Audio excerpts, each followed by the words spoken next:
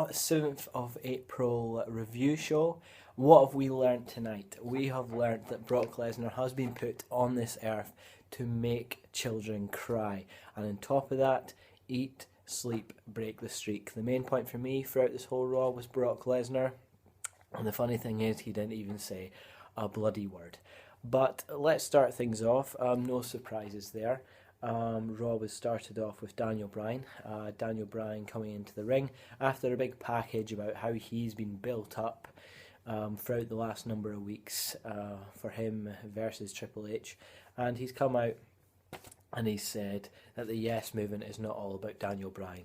It's about the people as well. So he's getting the people on his side from the get-go. And of course, what do we expect? We expect Triple H to come out and do his wee bit. And we set up for the end of the night, Triple H versus Daniel Bryan. Now, there's a couple of things I was hoping for this Monday show. The Triple H versus Daniel Bryan, one thing they could have done to make themselves incredibly unpredictable again, it was actually have Triple H win that match and become champion and have the WWE Universe go absolutely crazy. Another option is, I was thinking they could have had Brock Lesnar come and take on Daniel Bryan tonight because he is a credible threat and he's just taking the streak. What happens if in the Monday Night Raw he's taking the streak at WrestleMania and he comes to Monday Night Raw and he takes away the championship from the People's Champion as it is. So that's the opening to Raw. After the opening we go into the Wyatt family versus John Cena, Biggie Lunks and Sheamus. One thing I'm never a fan of throwing three people together who don't necessarily have a relationship built there already. We got the Wyatt family, a cohesive unit. They're obviously going to get the win tonight because John Cena beat Bray Wyatt at WrestleMania. That always seems to happen. But putting the three of them together, John Cena, Sheamus, Biggie Langston, I mean, it's the sort of point where you just don't care what happens. I'm happy that Bray Wyatt's gone over. I would have rather he went over at WrestleMania, but at least he's gone over now. One of the interesting points was the crowd. I loved that the crowd were cheering for every single thing Bray Wyatt did, and I'll refer back to this a little bit later, but they're cheering for John Cena getting hurt, Big E getting hurt, Sheamus getting hurt, and it's just great when a crowd's hot like this. The next thing, Bray Wyatt eventually wins with Sister Abigail. The next thing we have Santino Marella and Emma versus Fandango and Summer Rae. Anything involving Emma is good. She was great in Next, and the dance she has is great, and she's hot as well, so that always works. Santino's a bit of a joke. I always think he is a bit like an EY from a TNA. But he is interesting, and to be honest, when we had the Battle Royal, I was hoping that Cesaro was going to win from a wrestling point of view, but also from a crowd perspective. I think the crowd would have liked a Santino win or a Fandango win. I mean, for the first time in a number of months, the crowd were actually getting behind Fandango at WrestleMania. I mean, I saw an interesting post from Chris Jericho which said, "Oh my God, the streak has been broken, 1-1," and that's going over the point that Fandango obviously beat Chris Jericho last year, and now he's gone in and he's lost in the Battle Royal. But unsurprisingly, we expect Santino to win. This match has been played over various weeks and is getting slightly repetitive, but we are building up the relationship between Santino and Emma, which is interesting. Emma ended up taking the victory. On from there, we get into the best point, in my perspective, for the night, was the discussion on the streak. Now, throughout the night, the heels were getting cheered. We got Bray Wyatt at this point. Later on, we've got Wade Barrett getting cheered, and so on. But interestingly enough, Brock Lesnar is such a good heel that even when the crowd are enjoying cheering for the heels, they can't bring themselves to actually cheer Brock Lesnar. They absolutely despise Brock Lesnar for breaking the streak, and the WWE did absolutely perfect here. And the way that it's clear that Brock Lesnar is the greatest heel in wrestling at the moment and the last number of years is that Brock Lesnar didn't say a word that whole promo. It was Paul Heyman. Brock Lesnar stood there, but everybody absolutely despised him. Paul Heyman came out with some great words. My favourite was that Brock Lesnar was being put on this earth to make children cry. It was just absolutely hilarious. One interesting point I got from this, it got me thinking, why did Brock Lesnar agree to come back to WWE? And I'm sure a lot of people were also thinking, when Brock Lesnar originally came back, he suffered a defeat to the likes of Triple H. Now, was this part of the deal? Was Triple H allowed to go over Lesnar in return for Lesnar eventually breaking the streak? Did Lesnar come back to WWE because he was offered the opportunity to break the streak? I think Undertaker and Brock Lesnar off camera are good mates. I think one of the things I always used to notice while watching UFC and Brock Lesnar was competing was Undertaker would always be there. But no, that was just a side point. Was this part of the deal for Brock Lesnar coming back? Was he offered the streak? Because if he was, it's the biggest thing in wrestling at the moment, and for him to be able to break it was massive.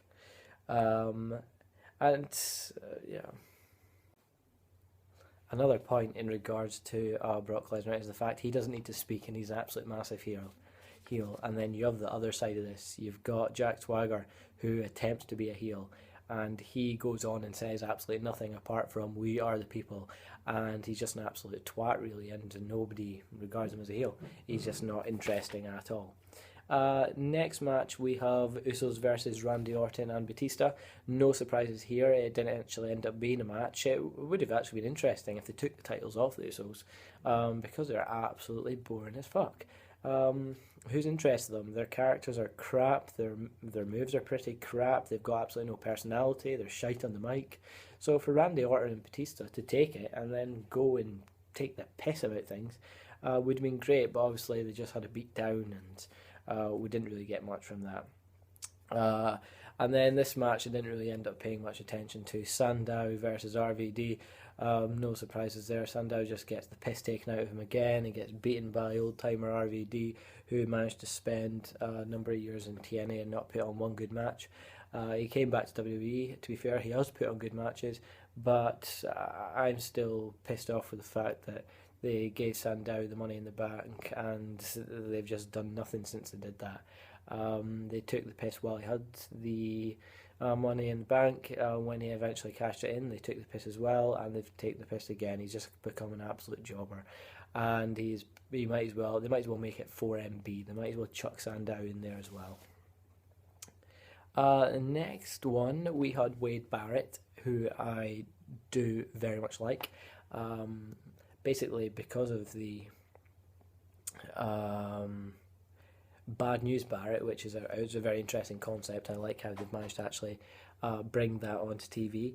And another interesting one here, they're cheering the Wyatts and they're cheering Wade Barrett. Wade Barrett is the heel, Bad News Barrett. And tonight they decide to cheer him over Rey Mysterio. Every single move Rey Mysterio did, he got absolutely booed.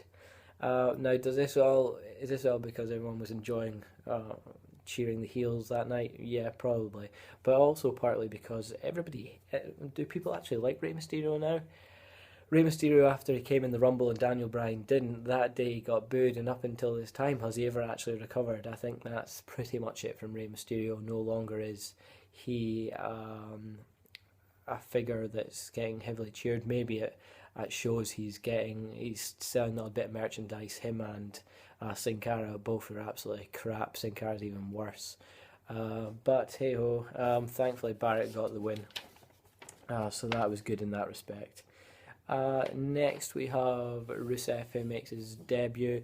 Another absolute massive guy that they're just going to ruin, a bit like Ryback. Ryback could have been something absolutely brilliant, but they ended up destroying him. Ryback as a Paul Heyman guy was great. I wish they had kept that. So with Rusev versus Zack Ryder, this was more obvious than Undertaker keeping the streak, which he obviously didn't. But Zack Ryder is completely crap. No one cares about him. He's not even interesting. He's maybe an internet personality, but he's crap. He's not internet champion. He's just absolutely useless, and no surprises. Rusev won, so I wouldn't be surprised if next week we see Rusev versus one member for 3MB, then the next one the next, then the next one the next, then it gets all of 3MB, then maybe 3MB and Zack Ryder. Then we have the Ultimate Warrior. He comes out, puts his mask on, talks a load of stuff, and that's that. Next interesting one, we have Paige versus AJ Lee. The way this one ended up getting set up was AJ Lee was out celebrating her title, talking about how all the divas are shite. And then Paige comes up. Paige is supposedly coming up just to say, "Oh, congratulations, AJ Lee. Well done on winning the title." She doesn't take too kindly to that. She ends up saying, "Right, you're maybe not ready for this match, but you're in a title match, and let's go." The one thing, the one thing that I didn't like about this match, I'm really pleased that Paige won the title off of AJ Lee, but her finisher just does not look worthy of a 3 count. I'm not a biggest watcher of Next, to be honest. I will start to watch it a lot more, but that finisher of Paige's, it looked like a slap in the face could have caused more. It just is not a viable 3 count, and when somebody has a move that just doesn't look like a viable 3 count, it just ruins it. You look at an F5 absolute boom on the center of the ring, you can clearly see that deserves a finish. Along with a few other ones. Stunner was great, Rock Bottom, they at least look like they're doing a bit of damage. Next in, we have the Andre the Giant Memorial presentation. We got Zeb Coulter on the mic introducing Antonio Cesaro, and another great thing tonight, no surprises, it has to do with Paul Heyman.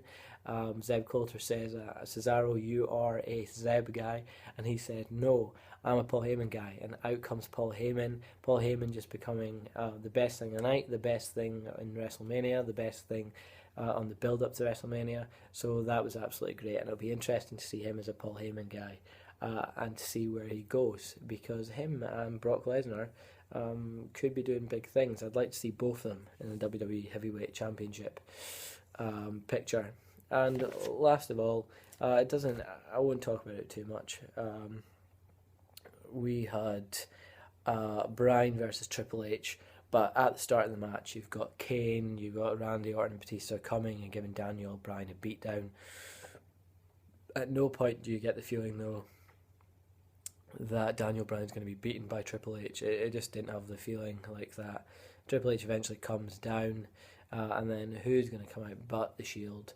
So the Shield carry on their momentum with Kane, and they end up scaring Randy Orton and Batista away, and the Shield and Daniel Bryan are left in the ring, and we get a yes, yes, yes chant. So that's that for the day. One disappointing thing, no Sting, probably due to the fact that Undertaker is sitting in hospital with concussion and he's absolutely destroyed from that Brock Lesnar match. I know there's a lot played that Brock Lesnar completely destroyed Undertaker, Paul Heyman was saying, but I think he was pretty buggered up after that. He is an older guy now, and he wasn't able to make it to Raw tonight. That would have been good to see Sting. Hopefully we're going to see him at some point. How he's going to be written into it now that the streak's over, I don't know.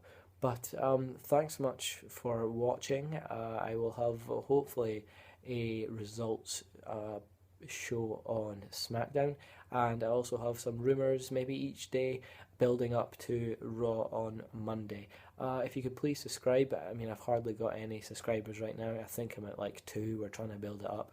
If I can get a few, I'm enjoying doing these videos. I enjoy watching wrestling, and I would love to hear what some of your guys' point of view is. If you ever watch this, please comment down below, and let's keep this going. I enjoy doing these reviews, and I look forward to being back soon. Catch you later.